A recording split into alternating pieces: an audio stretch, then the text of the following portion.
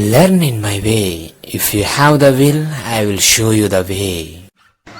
Hi to everyone, welcome to Ara Venkatesh YouTube channel. ఈ ఛానల్లో మీకు 6వ తరగతి నుండి 10వ తరగతి వరకు ప్రతి ఒక్క ఇంగ్లీష్ లెసన్ మరియు టెక్స్చువల్ గ్రామర్ పోస్ట్ చేసేస్తున్నాం. మరిన్ని గ్రామర్ వీడియోస్ కూడా తెలుగులో చెప్పి చాలా సులభంగా పోస్ట్ చేయబోతున్నాం. ఈ వీడియోస్ మీరు ఎప్పటికప్పుడు చూడాలనుకుంటే మా ఛానల్ నేమ్ పైన యారో వెంకటేష్ పైన క్లిక్ చేయండి. పైన మీకు హోమ్ వీడియోస్ ప్లేలిస్ట్ అనే ఆప్షన్స్ వస్తాయి. ప్లేలిస్ట్ లోకి వెళ్ళండి. అక్కడ మా వీడియోస్ క్లాస్ వైజ్ గా ఫోల్డర్స్ ఉంటాయి. మీకు కావాల్సిన వీడియోస్ చూడడమే కాకుండా మా ఛానల్ ని సబ్స్క్రైబ్ చేసుకోండి. ఇంత విలువైన వీడియోస్ ని మీ ఫ్రెండ్స్ కి కూడా షేర్ చేయండి. వాళ్ళని కూడా సబ్స్క్రైబ్ చేసుకోమనండి. Thanks to everyone. అందరికీ నమస్కారం అండి. వెల్కమ్ టు యారో వెంకటేష్ యూట్యూబ్ ఛానల్. నేను మీ వెంకటేష్ యారవ. సో ఈరోజు మనం ఆంధ్రప్రదేశ్ న్యూ సిలబస్ అయినటువంటి ఈ 9th క్లాస్ సిలబస్ ఉంది కదండి. సో CBSE సిలబస్ ఇంట్రడ్యూస్ చేశారు. అందులో ఉన్నటువంటి సెకండ్ యూనిట్లో మనకు ద సౌండ్ ఆఫ్ మ్యూజిక్ ఉందండి. సో దాంట్లో Part 1 ఆల్రెడీ నేను పోస్ట్ చేస్తున్నాను. ఇప్పుడు మనం the sound of music Part 2 చూడబోతున్నామండి. So let us see the sound of music Part 2. So in Part 1లో మనము ఎవ్లిన్ గ్లెన్నీ గురించి చూసాము. Part 2లో మనం ద షెహ్నాయ్ ఆఫ్ బిస్మిల్లా ఖాన్ గురించి, బిస్మిల్లా ఖాన్ గారి గురించి చూడబోతున్నాము. So let us see. Before you read, do you know these people? What instruments do they play? So వీళ్ళెవరో తెలుసా? ఏ ఇన్స్ట్రుమెంట్స్ వాళ్ళు ప్లే చేస్తున్నారు అక్కడ? సో ఒకసారి దాని గురించి మీరు అబ్జర్వ్ చేసి ఆన్సర్స్ రాయండి. అండ్ నేను నెక్స్ట్ వీడియోలో క్వశ్చన్ అండ్ ఆన్సర్స్ పెడతాను కదా, వాటిలో మీకు వాటి గురించి ఆన్సర్స్ కూడా పెడతాను.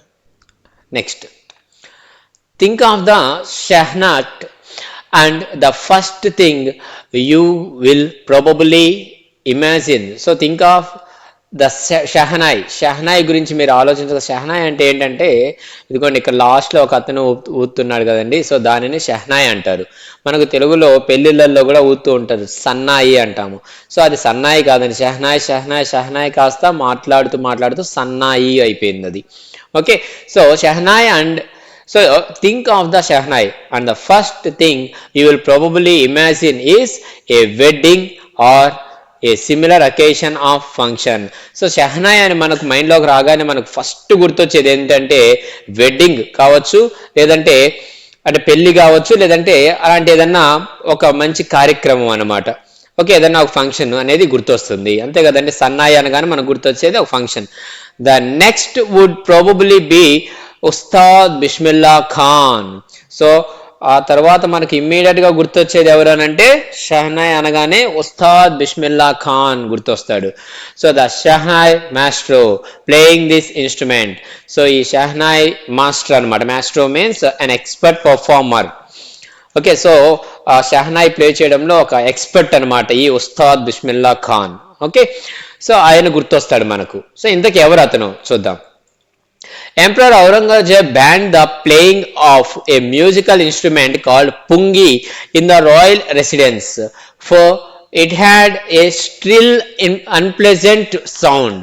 So, Emperor Aurangzeb ఏం చేశారంటే పుంగి అనేటటువంటి మ్యూజికల్ ఇన్స్ట్రుమెంట్ని ప్లే చేయనీయకుండా బ్యాన్ చేసేసాడనమాట. తన యొక్క కంప్లీట్ ఆ రెసిడెన్స్లో, ఆ కింగ్డమ్లో ఎవరే కానీ ప్లే చేయకూడదు పుంగి అనేదాన్ని అని బ్యాన్ చేశారు. చూడండి, పుంగి అంటే ఇది పిక్చర్లో ఉంది కదండి, షెహనాయ్ అంటే ఇది. ఓకే, సో పుంగిని ఎందుకు బ్యాన్ చేశాడంటే అది కంప్లీట్గా కొద్దిగా అన్ప్లెజెంట్ సౌండ్ని ఇస్తుందన్నమాట. అంటే వినలేకపోతున్నారు, సో అలాంటి సౌండ్ ఇస్తుందన్నమాట. సో చూడండి, it had a shrill means high pitched. So high pitched unpleasant సౌండ్ని ఇస్తుంది. Next, Pungi became the generic name for reeded noise makers. So Pungi became the generic name. Generic name means a name given to a class or group as a whole. So ఒకే రకమైనటువంటి same category అంటే ఒక ఫ్యామిలీకి చెందినటువంటి వస్తువులకి ఒక name ఇవ్వడాన్ని generic name అంటారు అనమాట. So Pungi అనేది ఆ ఫ్యామిలీకి సంబంధించినటువంటి అన్ని అంటే హోల్స్ ఉండి ప్లే చేస్తారు కదండి. సో అలాంటి కైండ్ ఆఫ్ ఆల్ ఇన్స్ట్రుమెంట్స్ కి పుంగి అనే నేమే ఇచ్చుకునేవాళ్ళు అప్పట్లో. సో దానివల్ల ఏమైందంటే few had thought that it would one day be revived. So ఏమనుకున్నానంటే ఏదో ఒక రోజు ఖచ్చితంగా ఇది మళ్ళీ తిరిగి వస్తుంది. సో ఇక్కడ చూడండి మనకు name for the reeded noise makers. Reeded means wind instruments. Wind instruments, reeded means which wind instruments అనమాట. సో ఆ పుంగిని బ్యాన్ చేయడం వల్ల ఏమైందంటే ఏవైతే ఈ విండ్ ఇన్స్ట్రుమెంట్స్ ఉన్నాయో అవన్నీ కూడా బ్యాన్ చేస్తారు అనమాట. అవన్నీ వాటి మీద కూడా ఎఫెక్ట్ పడింది. సో అప్పుడు కొంతమంది ఏమనుకున్నారంటే few had thought that it would one day be revived. Revived means brought back to life or reintroduced. So revived means reintroduced. Okay, so మళ్ళీ తిరిగి వస్తుంది, ఏదో ఒక రోజు మళ్ళీ ఇది తిరిగి వస్తుంది అని అనుకున్నారు. సో అంటారు కదా మనకు మగధీర మూవీలో ఒక డైలాగ్ ఉంది, ఈ రోజు నువ్వు మరణించవచ్చు కాక కానీ ఏదో ఒక రోజు మళ్ళీ నువ్వు పుడతావు భైరవ అనేసి. సో ఆ విధంగా పుంగి అనేది ఆ రోజు బ్యాన్ అవ్వచ్చు కాక మళ్ళీ ఏదో ఒక రోజు ఖచ్చితంగా పుంగి అనేది మళ్ళీ వస్తుంది అని అనుకున్నారు. A barber of a family of professional musicians who had access to the royal palace decided to improve the tonal quality of the pungi. So ఒక barber family, A barber of a family of a professional musicians. So ఒక barber వాళ్ళ family అంతా కూడా చాలా professional musicians ఉన్నారనమాట. So అలాంటి ఫ్యామిలీకి చెందినటువంటి ఒక బార్బర్ ఎవరికైతే రాయల్ ప్యాలెస్ లోకి వెళ్ళడానికి పర్మిషన్ ఉందో, అంటే రాయల్ ఆస్థానంలో వెళ్ళి అతను ఈ మ్యూజికల్ ఇన్స్ట్రుమెంట్ అనేది ప్లే చేస్తుంటాడు. సో అతనికి ఒక ఆలోచన వచ్చింది. ఏమని డిసైడ్ అయ్యాడంటే అతను decided to improve the tonal quality of the pungi. So ఆ పుంగి యొక్క ఆ టోన్ హై పిచ్ వస్తుంది కదా, సో దానిని క్వాలిటీని కొద్దిగా అడ్జస్ట్ చేయాలి, దానిని ఇంప్రూవ్ చేయాలి అనేసి డిసైడ్ అయ్యాడు అనమాట. Next, he chose a pipe with a natural hollow stem that was a longer and broader than the pungi. So అతను ఒక న్యాచురల్ హోలో స్టెమ్ మీన్స్ లోపల ఎంటీగా ఉంటుందండి. మనకు వెదురు బొంగులు అంటాం కదా, లోపల పైప్ లాగా లోపల ఎంటీగా ఉంటుంది అనమాట. సో అలాంటి స్టెమ్ ఒక కర్రని తీసుకున్నాడు కొమ్మని. అది ఎలా ఉందంటే was longer and broader than the pungi. Pungi కన్నా పొడవుగా బ్రాడర్ గా ఉందన్నమాట. And made 7 holes on the body of the pipe. So ఆ పైప్ మీద ఏం చేశాడంటే 7 holes చేశాడు అనమాట. When he played on it, closing and opening some of these holes, soft and melodious sounds were produced అనుకుంటాను, చూద్దాం. సో అతను ఆ హోల్స్ ని కొద్దిగా అలా క్లోజ్ చేస్తూ అండ్ ఓపెన్ చేస్తూ విండ్ అనేది తను ప్లే చేసినప్పుడు దానిలోంచి ఎలాంటి సౌండ్ వచ్చిందంటే soft and melodious sounds were produced. చాలా అద్భుతమైనటువంటి, వినడానికి చాలా సాఫ్ట్ గా ఉన్నటువంటి సౌండ్స్ అనేవి ప్రొడ్యూస్ అయ్యాయి అనమాట ఆ ఇన్స్ట్రుమెంట్ నుండి. Okay, he played the instrument before the royalty and every one was impressed. So అతను ఆ ఇన్స్ట్రుమెంట్ తీసుకువెళ్ళి రాయల్టీ అంటే ఆ ఎంపరర్ ముందు ప్లే చేశాడు. సో అందరూ కూడా చాలా ఇంప్రెస్ అయ్యారనమాట ఆ సౌండ్ కి. The instrument so different from the pungi had to be given a new name. So ఇది పుంగికి కన్నా కొద్దిగా డిఫరెంట్ గా ఉంది అంటే మంచి సౌండ్ వస్తుంది కాబట్టి దానికి ఒక వెరైటీ అండ్ డిఫరెంట్ నేమ్ ఇచ్చారన్నమాట. Okay, as the story goes, since it was first played in the Shah's chambers and was played by a Nat. Nat means, sorry, Nai, N-I, Nai, and played by Nai. Nai means barber andi. So the instrument was named the Shehnai. So first instrument ni అంటే ఒక story దీని గురించి దానికి ఎలా పేరు వచ్చింది అని అంటే నేను చెప్తాను. మాది వెంకటగిరి. వెంకటగిరికి పేరు ఎందుకు వచ్చింది అని అంటే వెంకటహ గిరి, గిరి అంటే కొండ. వెంకటేశ్వరుడు తిరుమలకి వెళ్తూ వెళ్తూ ఫస్ట్ తన పాదాన్ని మా ఊర్లో అంటే వెంకటగిరిలో పెట్టాడు కాబట్టి ఆ కొండనే మనం వెంకటగిరి అని పిలుచుకుంటామని ఒక పేరుంది. వెంకటాధిపతి రాజులు పరిపాలించారు అందుకనేసి వెంకటగిరి అని వచ్చిందంటారు. అంటే వేం కటహ గిరి అంటే 1000 పాపాలను కటహ హరించేటటువంటి గిరి కొండ అనేసి కూడా పేరుంది అనేసి ఇలా డిఫరెంట్ స్టోరీస్ ఉంటాయి కదా. ప్రతి ఒక్క ఊరికి ఒక్కొక్క స్టోరీ ఉంటుంది, ఒక్కొక్క వస్తువుకి ఒక్కొక్క పేరు వచ్చిందంటే దానికి ఎందుకు ఆ పేరు వచ్చింది పేరు ఉంటుంది. సో ఒక స్టోరీ ఉంటుంది. ఆ విధంగా ఈ షెహనాయ్కి ఆ పేరు ఎందుకు వచ్చిందనే స్టోరీ ఏముందంటే ఇక్కడ దీనిని ఫస్ట్ షాస్ చాంబర్ అంటే బాద్షా అంటాం కదా, సో ఆ బాద్షా అంటే ఆ ఎంపరర్ యొక్క ఛాంబర్ లో ప్లే చేశాడు కాబట్టి, అండ్ ప్లే చేసింది ఎవరు, న్యాయ్ అంటే ఎవరు, బార్బర్. సో షెహనాయ్ రెండు కలిపి ఆ పేరు ఇచ్చారు అని ఒక స్టోరీ అనేది ప్రచారంలో ఉంది. Okay, next. The sound of the Shehnai began to be considered auspicious. So shehnai sound అనేది ఒక auspicious థింగ్ గా కన్సిడర్ చేయడం మొదలుపెట్టారు. auspicious means promising to bring good fortune, అంటే ఏదో మంచి జరగబోతుంది, ఏదో మంచి జరుగుతుంది, ఇది ఉంటే మంచి జరుగుతుంది అన్నటువంటి ప్రచారం అనేది స్టార్ట్ అయింది అనమాట. అంటే సన్నాయిని ఒక శుభకార్యముకు, శుభప్రదానికి సూచికగా యూజ్ చేస్తున్నారు అనమాట. మంచికి చిహ్నంగా, మంచికి సింబల్ గా యూజ్ చేస్తూ ఉన్నారు. And for this reason it is still played in temples and is an indispensable component of any North Indian wedding. Indispensable means without which a piece of work cannot be done. అంటే ఇది లేకుండా అసలు work ముందుకు కదలదు అన్నమాట.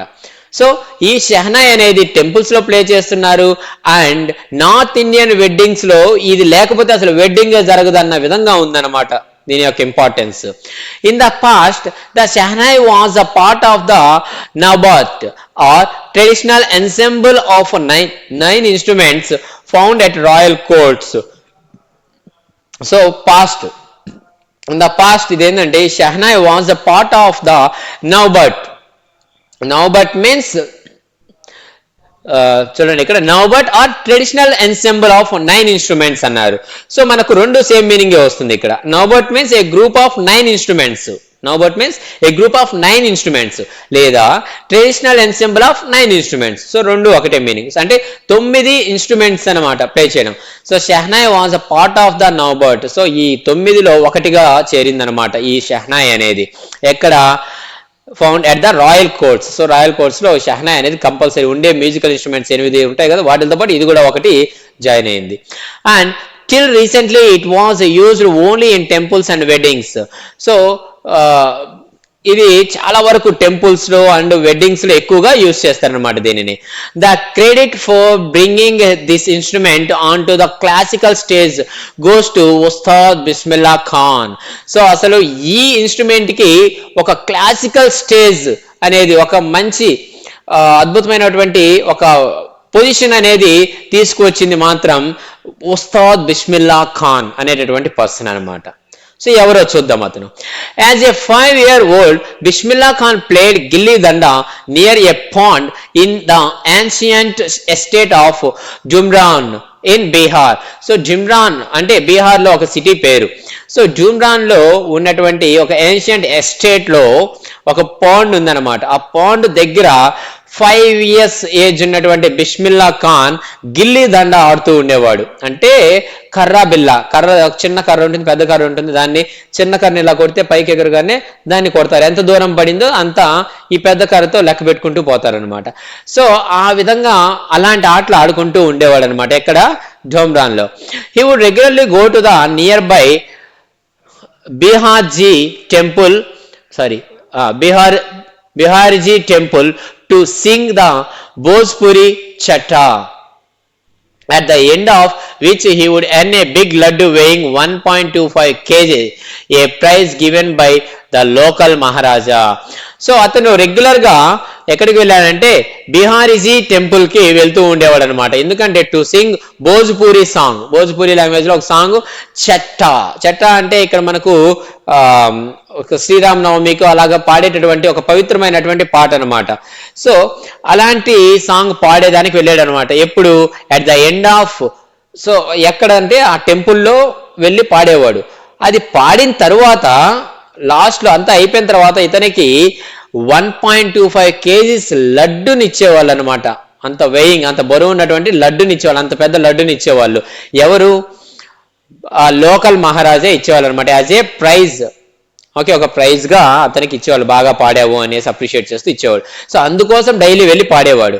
This happened 80 years ago and the little boy has travelled far to earn the highest civilian award in India, the Bharat Ratna.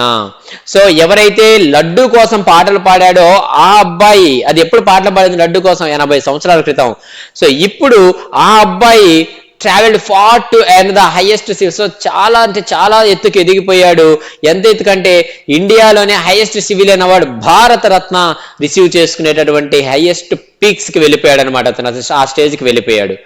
So, born on 21st March 1916, Bismillah belongs to a well-known family of musicians from Bihar. So, 1916లో March 21న బీహార్లో పుట్టినటువంటి మన బిస్మిల్లా ఖాన్, అతను ఒక famous, అతని family అంతా కూడా మ్యూజిషియన్స్ ఫ్యామిలీ అనమాట. ఓకే, మ్యూజిక్ ఇన్స్ట్రుమెంట్స్ ప్లే చేసినటువంటి family. And his grandfather Rasul Bucks Khan was the Shehnai Nawaz of the Bhojpur King's Court. So ఇతని యొక్క గ్రాండ్ ఫాదర్, అతని పేరు ఏంటంటే రసూల్ బక్స్ ఖాన్. అతను భోజ్పూర్ కింగ్స్ కోర్టులో షెహనాయ్ ప్లే చేసేవాడు అనమాట. కాబట్టి అతనికి అక్కడ వాళ్ళందరూ అతను ఏమని పిలిచేవాళ్ళంటే షెహనాయ్ నవాజ్ అని పిలుచుకునేవాళ్ళు. ఓకే, అంటే అంత గొప్పగా ప్లే చేస్తాడు అతను. His father Paigambar Bucks and other paternal ancestors were also great Shehnai players. So paternal ancestors means ancestors of the father, and father side family వాళ్ళందరూ కూడా Shehnai players అన్నమాట, చాలా గొప్ప Shehnai players. ఓకే, వాళ్ళ father name వచ్చి పైగాంబర్ బక్స్, తాతగారి పేరు Rasool Bux Khan. Okay, so next, so ఈ విధంగా వాళ్ళ ఫ్యామిలీ అంతా కూడా ఎక్సలెంట్ గా ఇవి ప్లే చేసేవాళ్ళు. ఆ ఫ్యామిలీ నుంచి వచ్చినటువంటి ఈ పర్సన్ ఏమన్నా గమ్మునే ఉంటాడా, అతను కూడా ఎక్సలెంట్ గా ప్లే చేశాడు, అందుకే భారతరత్న వరకు వెళ్ళాడు. Next paragraph, the young boy took the music early in life. So చాలా ఎర్లీగానే తన లైఫ్ లోకి మ్యూజిక్ అనేది ఎంటర్ అయింది. At the age of 3 when his mother took him to his maternal uncle's house in Benares, now Varanasi, Bismillah was fascinated watching his uncles practice the Shehnai. So వాళ్ళ mother, అతను 3 సంవత్సరాల వయసు ఉన్నప్పుడు వాళ్ళ mother ఈ అబ్బాయిని took him to his maternal uncle's house. Maternal means mother side relatives, related to mother side family. So వాళ్ళ mother side family వాళ్ళ అంకుల్స్ ఇంటికి తీసుకువెళ్ళేదనమాట. ఎక్కడ, బెనారస్ లో ఉంది. బెనారస్ అంటే ఏంటి, ఇప్పుడు ప్రెసెంట్ మనం వారణాసి అని పిలుచుకుంటున్నాం. సో అక్కడ వాళ్ళ అంకుల్ హౌస్ ఉంటే అక్కడ తీసుకువెళ్ళేదనమాట వాళ్ళ మదరు. అప్పుడు Bismillah was fascinated watching his uncles practice the shehnai. వాళ్ళ అంకుల్ షెహనాయ్ ప్రాక్టీస్ చేస్తూ ఉంటే దాన్ని చూసి ఇతను ఫ్యాసినేటెడ్ అంటే చాలా అట్రాక్ట్ అయ్యాడు అనమాట, అతను కూడా ప్లే చేయాలని.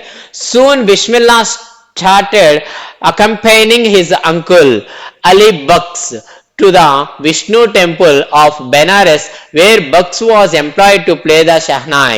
So వాళ్ళ అంకుల్ పేరు ఏంటంటే అలీ బక్స్. అలీ బక్స్ డ్యూటీ ఏంటంటే అక్కడ ఉన్నటువంటి విష్ణు టెంపుల్లో డైలీ వెళ్ళి షెహనాయ్ ప్లే చేయడం అనేది అతని డ్యూటీ అనమాట. సో అతను వెళ్తూ ఉంటే అతనితో పాటు ఇతను కూడా అకంపైనింగ్ మీన్స్ తోడుగా వెళ్ళడం అనమాట. సో ఇతను కూడా అతనితో పాటు వెళ్ళేవాడు. ఓకే, వెళ్ళి along with him, accompanied means okay along with him or appearing or going with someone. So అతనితో పాటు ఇతను కూడా వెళ్ళేవాడు అనమాట అక్కడికి విష్ణు టెంపుల్ కి. Ali Bucks would play the Shehnai and Bismillah would sit captivated for hours on end. So Ali Bux దానిని play చేస్తూ ఉంటే ఇతను ఏం చేసేవాడంటే అక్కడే కూర్చొని, క్యాప్టివేటెడ్ మీన్స్ ఇంప్రెస్డ్, అసలు అలాగే అవర్స్ ఆఫ్ అవర్స్ అలాగే కూర్చొని చూస్తూనే ఉండిపోయేవాడంట. And slowly he started getting lessons in playing the instrument. So అతను కూడా స్లోగా ఆ ఇన్స్ట్రుమెంట్ ప్లే చేయడంలో లెసన్స్ అనేవి నేర్చుకుంటున్నాడు. And would sit practicing throughout the day. So రోజంతా కూడా కూర్చొని వాటిని ప్రాక్టీస్ చేస్తూ ఉండేవాడు. For years to come, the temple of Balaji and Mangalamaya and the banks of the Ganga became the young apprentice's favorite haunts, where he would practice in solitude. So అతను ఆ విధంగా impress అయ్యి అతను కూడా practice చేయడం మొదలు పెట్టాడు. For years to come the temple of Balaji Mangalamayya ఈ రెండు టెంపుల్స్ దగ్గర and the banks of Ganga నది ఒడ్డున కూర్చొని become the young apprentice favourite haunts apprentice means a person who works as a trainee at low wages అంటే నేర్చుకుంటూ ఉన్న వాళ్ళు అనమాట. ఓకే, ట్రైనింగ్ లో ఉన్నవాళ్ళు. సో ఈ ట్రైనింగ్ ఇతను నేర్చుకుంటున్నాడు కాబట్టి అతని అప్రెంటిస్ అన్నారు. సో అతని యొక్క favourite haunt means a place often visited by a specified person. So ఒక పర్సన్ రెగ్యులర్ గా విజిట్ చేస్తూ ఉంటే ఆ ప్లేస్ మన హాంట్స్ అంటారు. సో ఇతను రెగ్యులర్ గా ఎక్కడికి వెళ్ళి అతను ప్రాక్టీస్ చేసేవాడంటే గంగా రివర్ యొక్క గంగా రివర్ బ్యాంక్స్ మీద అండ్ ఈ బాలాజీ అండ్ మంగళమయ్య టెంపుల్స్ దగ్గర వెళ్ళి ప్రాక్టీస్ చేసుకునేవాడు. కాబట్టి ఆ ప్లేస్లు అతనికి చాలా ఫేవరెట్ ప్లేసులుగా మిగిలిపోయాయి. And he could practice in solitude means loneliness. అతను ఒక్కడే వెళ్ళి అక్కడ కూర్చొని ప్రాక్టీస్ చేసుకుంటూ ఉండేవాడు. The flowing waters of the Ganga inspired him to improvise and invent ragas that were earlier considered to be beyond the range of the shehnai. So the flowing water of the Ganga inspired him to improvise. So Ganga river flow అవుతుంది కదా, so ఆ sounds అనేవి ఇతన్ని చాలా బాగా inspire చేసి ఏం చేశాయంటే అతన్ని బాగా ఇంప్రూవ్ చేసేలాగా అండ్ ఇన్వెంట్ రాగాస్. సో కొత్త రాగాలు ఇన్వెంట్ చేసేలాగా అతన్ని ఇన్స్పైర్ చేశాయి అనమాట. That were earlier considered to be beyond the range of the shehnai. So shehnai range అంటే ఎంతవరకు ఆ మ్యూజిక్ అప్పటి వరకు ఉన్నటువంటి మ్యూజిక్స్ ఏవైతే ఉన్నాయో షెహనాయ్ వచ్చేసి ప్లే చేసేవి వాటికి మించిపోయినటువంటి రాగాలు అనేవి ఇతను ఇంట్రడ్యూస్ చేశాడు అనమాట ఇక్కడ. Okay,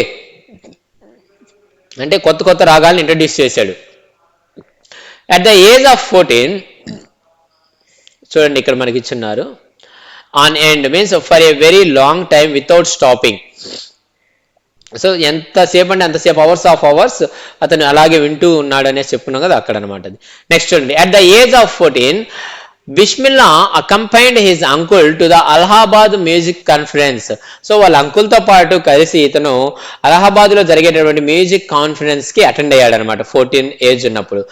at the end of his recital Ustad Fayyaz Khan patted the young boy's back and said, work hard and you shall make it. So అతను ఏం చేశాడంటే అక్కడికి వెళ్ళినప్పుడు అక్కడ ఉస్తాద్ ఫయాజ్ ఖాన్ అనేటటువంటి ఒక పర్సన్ ఉన్నాడనమాట. ఓకే, అతను ఎవరు అనంటే expert in shehnai.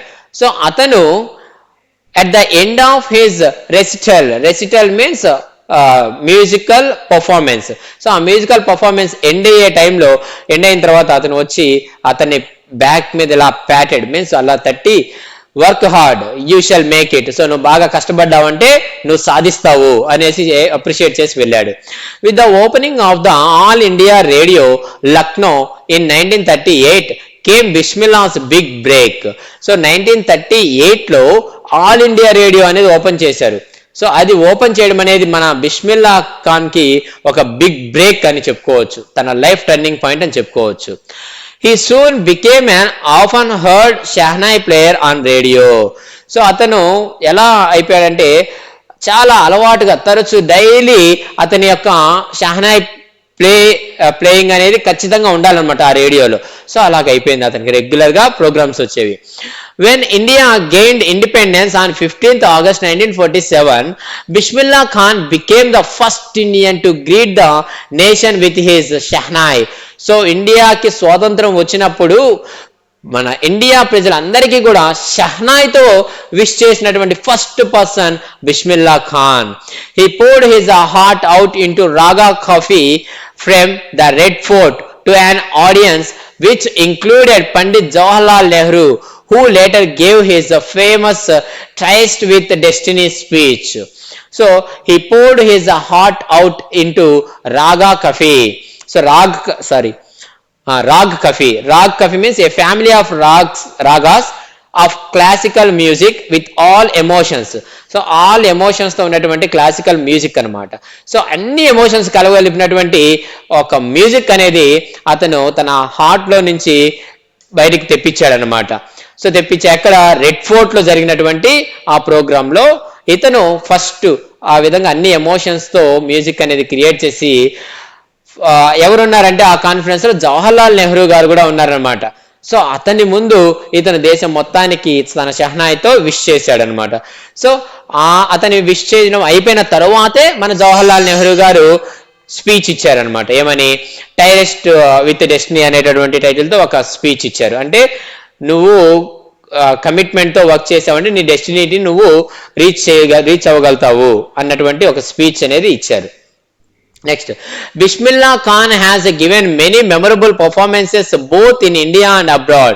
So Bismillah Khan ఇండియాలోనే కాదు అబ్రాడ్ లో కూడా నెంబర్ ఆఫ్ పర్ఫార్మెన్సెస్ ఇచ్చాడు. His first trip abroad was to Afghanistan where king Zahir Shah was so taken in by the maestro that he gifted him priceless Persian carpets and other souvenirs. So ఇతను first ఆఫ్ఘనిస్తాన్కి వెళ్ళాడు. అక్కడ రాజు ఎవరనంటే king Zahir Shah. So అతను was so taken in అంటే attracted.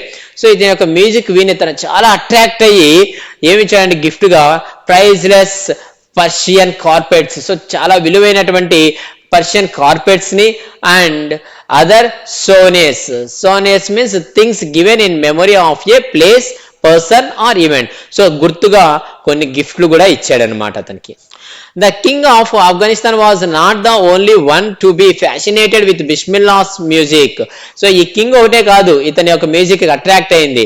Film director Vijay Bhatt was so impressed after hearing Bismillah play at a festival that he named a film after the instrument called Gunj Utti Shehnai. So ఒక ఫెస్టివల్లో director Vijay Bhatt ఇతని యొక్క play అనేది వినిన తర్వాత immediate గా తను ఒక మూవీ అనేది తీశాడు ఇతనితో పాటు. సో ఆ మూవీ నేమ్ ఏంటంటే గుంజ్ ఉత్తి షెహనాయ్ అనేటటువంటి పేరుతో ఒక మూవీ తీశాడు అనమాట. Okay, and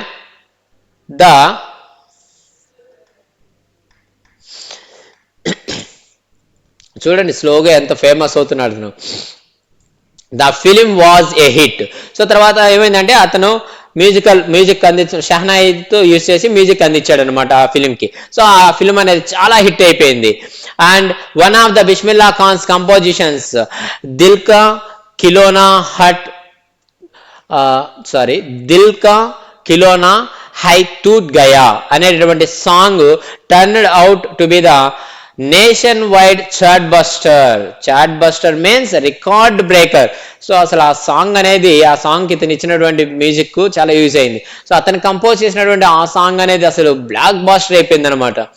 and despite this huge success in the celluloid world, Bismillah Khan's ventures in film music were limited to 2. So అతనికి సక్సెస్ వచ్చినప్పటికీ కూడా అతను దానిని కంటిన్యూ చేయలేదన్నమాట. ఎందుకనంటే చూడండి, despite this huge success in the celluloid world. Celluloid అంటే old fashion way of referring to films. ఇప్పుడంటే ఫిల్మ్స్ మూవీస్ అంటాను, అప్పట్లో సెల్యులాయిడ్ అనేవాళ్ళు.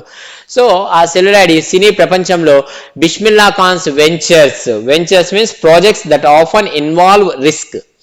సో బిస్మిల్లా ఖాన్స్ యొక్క ప్రాజెక్ట్స్ అనేవి జస్ట్ రెండిటికే పరిమితమయ్యాయి. ఇప్పుడు ఒకటి అయిపోయింది, ఇంకొకటే తీశాడనమాట అతను. ఎందుకు చూడండి, Vijay Bhatt's Goonj Uthi Shehnai and Vikram Srinivas Kannada venture Sanaadi Sanaadi means shehnai. So shehnai Appanna అనేసి ఒక స్టోరీతో మూవీ తీశాడనమాట. అంటే ఆల్మోస్ట్ ఇతని స్టోరీయే అది. ఓకే, ఒక బార్బర్ ఫ్యామిలీ నుంచి వచ్చినటువంటి పర్సన్ ఎలా గొప్ప పొజిషన్కి వెళ్ళాడు షెహనాయ్ యూజ్ చేసి అనేది. సో అది రెండో movie. I just can't come to terms with the artificially and glamour of the film world, he says with emphasis. అతను చాలా స్ట్రాంగ్ గా ఏం చెప్పాడు అని అంటే, I can't come to terms with the artificial and glamour of the film world. నాకు ఈ రంగురంగుల ప్రపంచం, ఆర్టిఫిషియాలిటీ ఉన్నటువంటి ఫిలిం, ఈ సినీ రంగం అనేది నాకు ఇష్టం లేదు, నేను రాలేకున్నాను, దీంట్లో అడ్జస్ట్ కాలేకున్నానని చాలా గట్టిగా చెప్పాడు. అవార్డ్స్ అండ్ సో అక్కడితో ఆపేశాడు అనమాట రెండు ఫిలిమ్స్ తో. Awards and recognition came thick and fast. So చాలా థిక్ గా చాలా ఫాస్ట్ గా మనకు ఈ అవార్డ్స్ అనేవి వచ్చాయన్నమాట. ఎవరికి బిస్మిల్లా ఖాన్కి. అంటే చాలా నెంబర్ ఆఫ్ అవార్డ్స్ వచ్చాయి. Thick and fast means huge and fast. Bismillah Khan became the first Indian to be invited to perform at the prestigious Lincoln Center Hall in the United States of America. So, Bismillah Khan became the first Indian to be invited to perform where? At the prestigious Lincoln Center Hall. ఎక్కడుంది అది? United States of America Lincoln Center హాల్లో perform చేయమని చెప్పి invitation వచ్చిన first Indian ఇతనే అనమాట. He also took part in the world exposition in Montreal, in the Cannes art festival and in the Osaka trade fair. So ఈ 3 ప్లేసుల్లో కూడా అతను తన యొక్క పర్ఫార్మెన్సెస్ అనేవి ఇచ్చాడు. ఎక్కడెక్కడ? World exposition in Montreal and Cannes and Osaka trade fair, ఈ 3 so well known did he become internationally that and auditorium in Tehran was named after him, Tehran Mosque Ustad Bismillah Khan. So అతను well known person అయిపోయాడు, international గా చాలా అంటే చాలా famous అయిపోయాడు. So అప్పుడు ఏమైందంటే ఇతని యొక్క నేమ్తో ఒక ఆడిటోరియంని అక్కడ, అంటే ఇతని పేరుని ఒక ఆడిటోరియంకి ఇచ్చాడనమాట. సో అది ఏ ఆడిటోరియం అంటే తహర్ మాస్క్ ఉస్తాద్ బిస్మిల్లా ఖాన్ ఆడిటోరియం. అంత ఫేమస్ అయ్యాడు. And national awards like the Padma Shri, Padma Bhushan, Padma Vibhushan were conferred on him. So Padma Bhushan, Padma Vibhushan అన్ని అవార్డ్స్ కూడా conferred means given. Okay, so అన్ని కూడా అతనికి ఇచ్చారనమాట. Next, in 2001 Ustad Bismillah Khan was awarded India's highest civilian award, the Bharat Ratna. So 2001 లో అతను highest award ఏంటంటే భారత రత్నాన్ని రిసీవ్ చేసుకున్నాడు. With the coveted award resting on his chest and his eyes glinting with rare happiness, he said, all I would like to say is teach your children music. This is Hindustan's richest tradition. Even the West is now coming to learn our music అని అతను చెప్పాడు. Okay, 2001 లో Ustad Bismillah Khan was awarded India's highest civilian award, that is Bharat Ratna, with the coveted award resting. Coveted means much desired. So అందరూ ఎప్పటి నుంచో ఎదురు చూసినటువంటి ఆ అవార్డ్, కోవెటెడ్ అవార్డ్ అనేది రెస్టింగ్ ఆన్ హిజ్ చెస్ట్, అది వచ్చి ఇలా చెస్ట్ పైన పెడుతూ ఉన్నప్పుడు అవార్డుని his eyes glinting with rare happiness. So అతని ఐస్ అనే గ్లింటింగ్ మీన్స్ స్పార్క్లింగ్. సో ఏదో తెలియనటువంటి హ్యాపీనెస్ తో అతని కళ్ళు అనేవి మెరుస్తూ ఉన్నాయన్నమాట. ఓకే, అండ్ అప్పుడు అతను ఏం చెప్పాడంటే rare happiness. And he said all I would like to say is, మీ అందరికి నేను చెప్పదలుచుకుంది ఏంటంటే టీచ్ యువర్ చిల్డ్రన్ మ్యూజిక్, మీ పిల్లలందరికీ కూడా మ్యూజిక్ ని టీచ్ చేయండి. ఎందుకంటే this is Hindustan's richest tradition, ఇది మన హిందువుల యొక్క రిచెస్ట్ ట్రెడిషన్ అనమాట. Even the west is now coming to learn our music. So west countries also కూడా మన దగ్గరికి వచ్చి నేర్చుకుంటూ ఉన్నాయి మ్యూజిక్ అనేవి, కాబట్టి మీరు మీ పిల్లలకు నేర్పించండి అని చెప్తున్నాడు. Okay, next 12th paragraph. In spite of having traveled all over the world, Khan Sahib, as he is fondly called, is exceedingly fond of Benares, Dumran, and they remain for him the most wonderful towns of the world.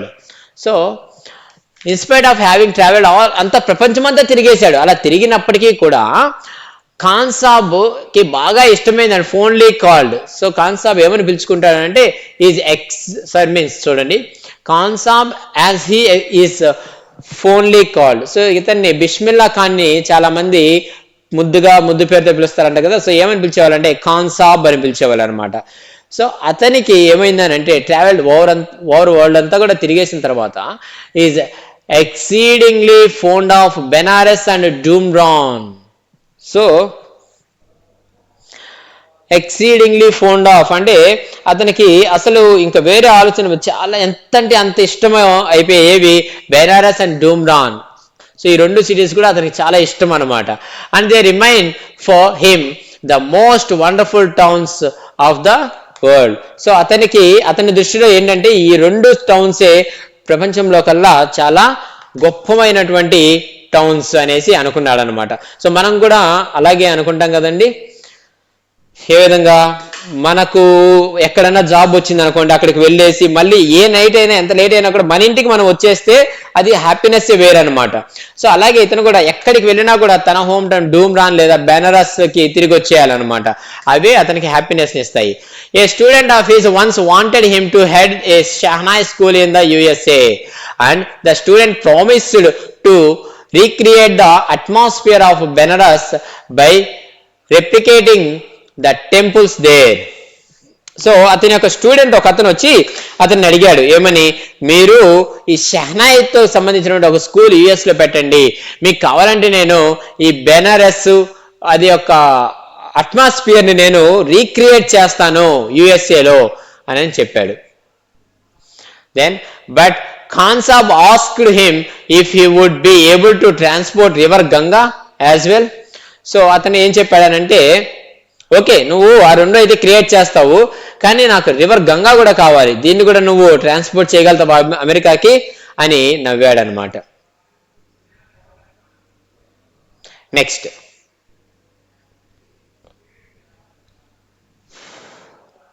Okay next later he is remembered to have said. So తర్వాత తను గుర్తొచ్చి ఇంకా ఏం చెప్పాడనంటే, that is why whenever I am in a foreign country I keep yearning to see Hindustan. So అతను వాళ్ళ స్టూడెంట్కి ఏం చెప్పాడు, నువ్వు అయితే తీసుకువెళ్తావు కానీ గంగా రివర్ని కూడా తీసుకురాగలుగుతావా అనేసి తమాషకు చెప్పి నవ్వాడు.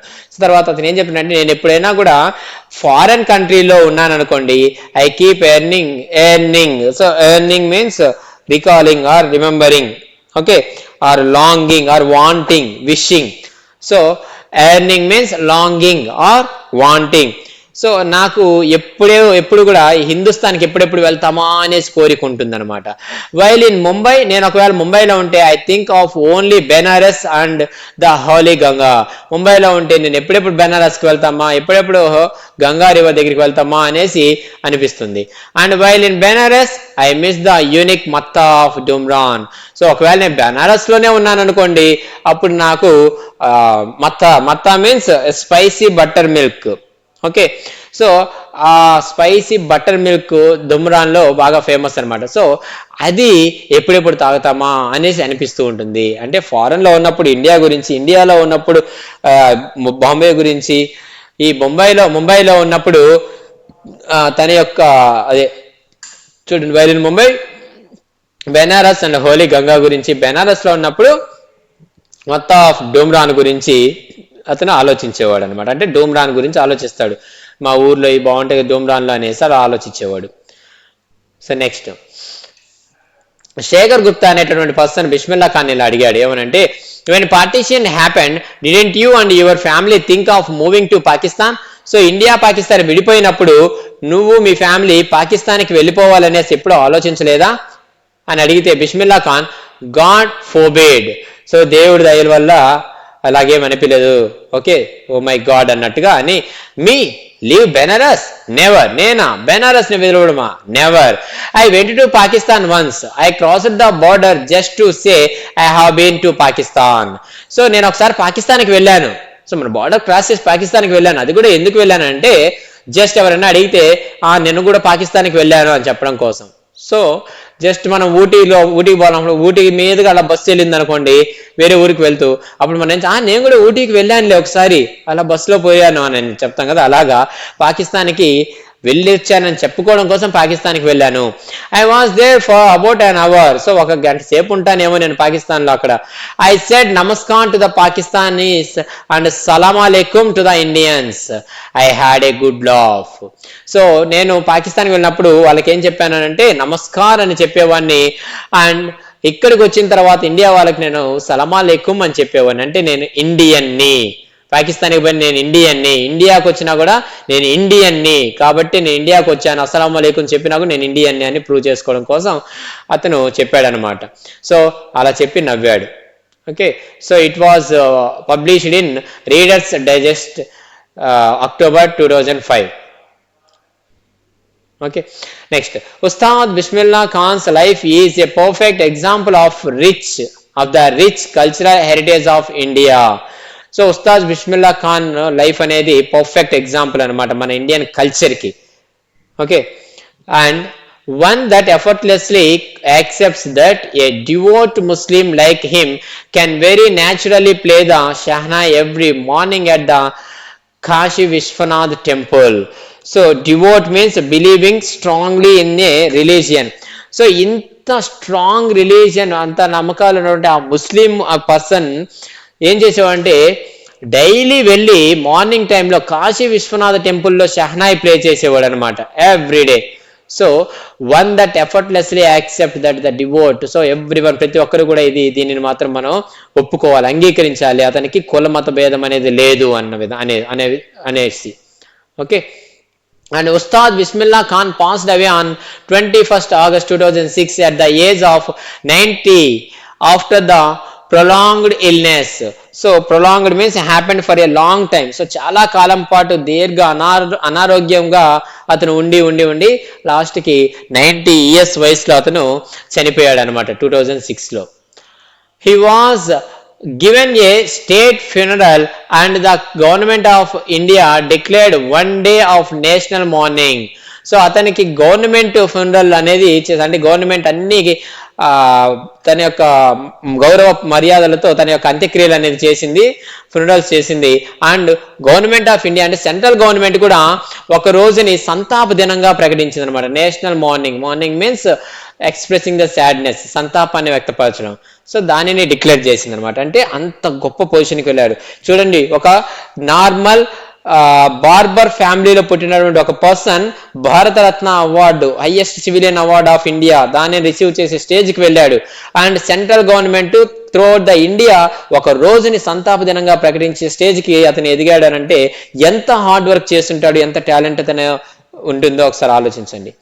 సో ఏది ఈజీగా రాదండి. నేను ఈ ఫ్యామిలీలో ఉన్నాను, పూర్ ఫ్యామిలీలో ఉన్నాను కాబట్టి నేను అంత సాధించగలుగుతానా, నేనేంది డాక్టర్ అయ్యేదేంటి, నేను డాక్టర్ చదవగలుగుతానా, ఇవన్నీ ఒట్టి మాటలండి.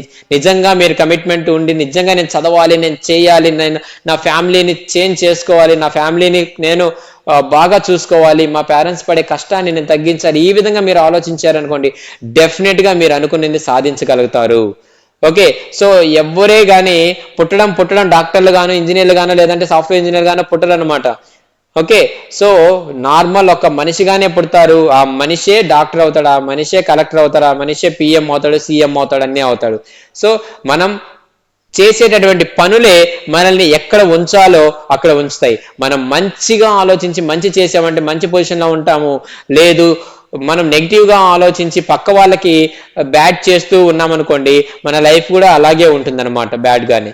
Okay, so all of you hope that ఈ ఇద్దరి పర్సన్స్ని, okay, Evelyn Glennie and Ustad Bismillah Khan, వీరిద్దరి లైఫ్ స్టోరీస్ వినిన తర్వాత ఖచ్చితంగా మీరు మీ లైఫ్ కూడా కొద్దిగా చేంజెస్ తీసుకొస్తారు. అండ్ మీ గోల్ ఏంటో ముందుగా ఫిక్స్ చేసుకొని ఆ గోల్ మీద ఫోకస్ చేసి కమిట్మెంట్తో వర్క్ చేస్తారు అనేసి నేను అనుకుంటున్నాను.